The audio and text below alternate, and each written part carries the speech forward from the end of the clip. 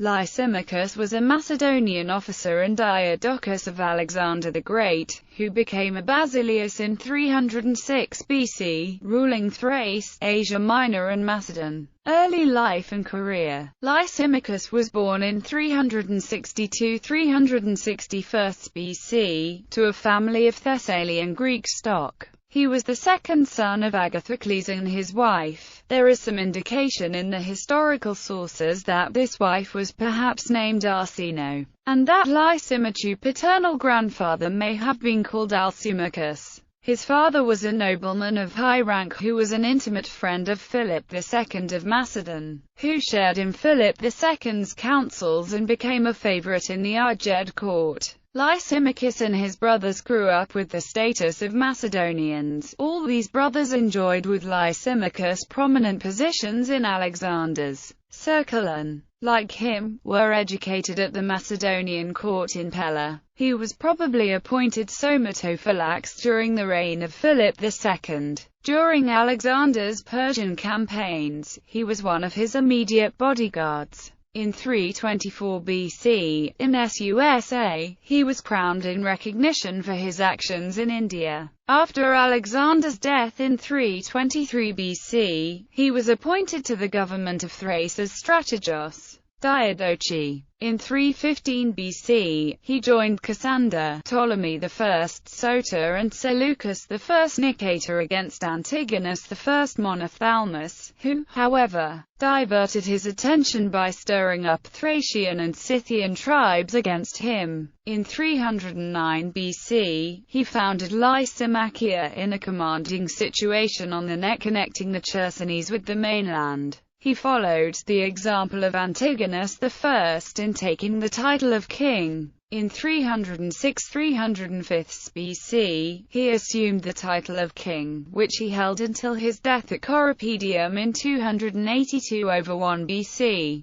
In 302 BC, when the second alliance between Cassander, Ptolemy I and Seleucus I was made, Lysimachus, reinforced by troops from Cassander, entered Asia Minor, where he met with little resistance. On the approach of Antigonus I, he retired into winter quarters near Heraclea, marrying its widowed queen Amestris, a Persian princess. Seleucus I joined him in 301 BC, and at the Battle of Ipsus Antigonus I was defeated and slain. His dominions were divided among the victors. Lysimachus' share was Lydia, Ionia, Phrygia and the north coast of Asia Minor. Feeling that Seleucus I was becoming dangerously great, Lysimachus now allied himself with Ptolemy I, marrying his daughter Arsinoe II of Egypt. Amestris, who had divorced herself from him, returned to Heraclea.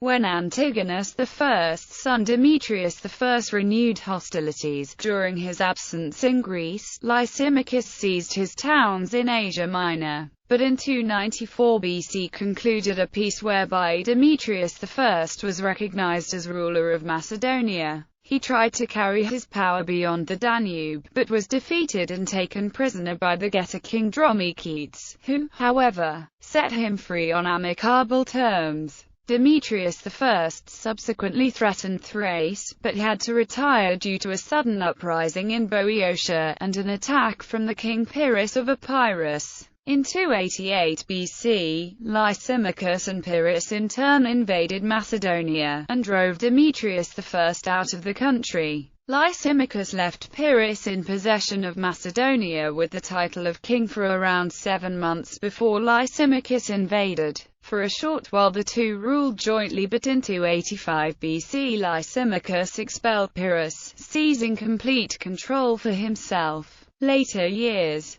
Domestic troubles embittered the last years of Lysimachus' life. Amestris had been murdered by her 2 sons. Lysimachus treacherously put them to death. On his return, Arsinoe II asked the gift of Heraclea, and he granted her request, though he had promised to free the city. In 284 BC Arsinoe II, desirous of gaining the succession for her sons in preference to Lysimachus' first child, Agathocles, intrigued against him with the help of Arsinoe II's paternal half-brother Ptolemy Keraunos. They accused him of conspiring with Seleucus I to seize the throne, and Agathocles was put to death. This atrocious deed of Lysimachus aroused great indignation. Many of the cities of Asia Minor revolted, and his most trusted friends deserted him. The widow of Agathocles and the children fled to Seleucus I, who at once invaded the territory of Lysimachus in Asia. In 281 BC, Lysimachus crossed the Hellespont into Lydia and at the decisive Battle of Corupedium was killed. After some days his body was found on the field, protected from birds of prey by his faithful dog. Lysimachus' body was given over to another son Alexander, by whom it was interred at Lysimachia. Marriages and children. Lysimachus was married 3 times and his wives were: first marriage, Nicaea, of Greek Macedonian noblewoman and daughter of the powerful regent Antipater. Lysimachus and Nicaea married in c. 321 BC. Nicaea bore Lysimachus 3 children: son, Agathocles; daughter, Eurydice; daughter, Arsinoe I.